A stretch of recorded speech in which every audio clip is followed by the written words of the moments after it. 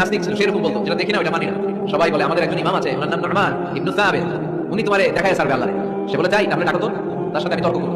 Appointment দেওয়া হলো জুমার পরে ঠিক ভর দুপুরে 2টায়। নুরমান ইবনে সাবিত ওনার আসল নাম, ওনার লকব হচ্ছে আবু হানিফা। ইমাম আবু হানিফা ছিলেন না আদম। উনি আল্লাহর পক্ষে নাস্তিকের সাথে লড়বে, আর নাস্তিক আল্লাহর বিপক্ষে লড়বে। সময় দেওয়া হয়েছে জুমার সালাতের পর ভর দুপুরে 2টা। ঠিক সময় নাস্তিক এসেছে, হাজার হাজার মানুষ এসেছে, আসে নাই ইমাম আবু হানিফা। নাস্তিক তো রেগে মেগে আগুন, আমার সময় দিয়ে উনি আসে নাই কেন, আসে না কেন? আধা ঘন্টা, 1 ঘন্টা, 1.5 ঘন্টা চলে যায়, আসে প্রায় 2 ঘন্টা পরে ইমাম আবু হানিফা দৌড়ে দৌড়ে আসলেন। নাস্তিক বলে আপনার তো সময়ের কোনো জ্ঞানই নাই, আপনার সাথে কোনো তর্ক চলবে না। ইমাম আবু হানিফা বললেন আই হ্যাভ অ্যান এক্সকিউজ, আমার একটা এক্সকিউজ আছে। কি এক্সকিউজ?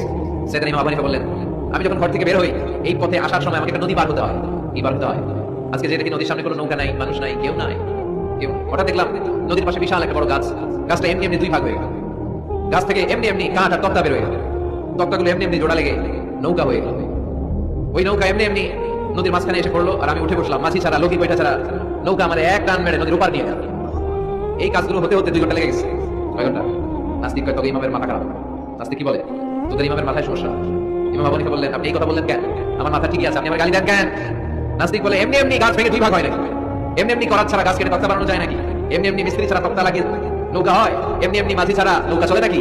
সেদিন ইমাম আবু হানিফা বললেন, এই তো আপনি লাইনে চলে আসছেন, এখন আপনার বুঝাইতে খুব সুবিধা হয়। এমনি এমনি নৌকা হয় না, তক্তা হয় না, এমনি এমনি গাছ কেটে 2 ভাগ হয় না, তাহলে আকাশটা কেমন করে এমনি এমনি হলো? এই জমিনটা কেমন করে এমনি এমনি হলো?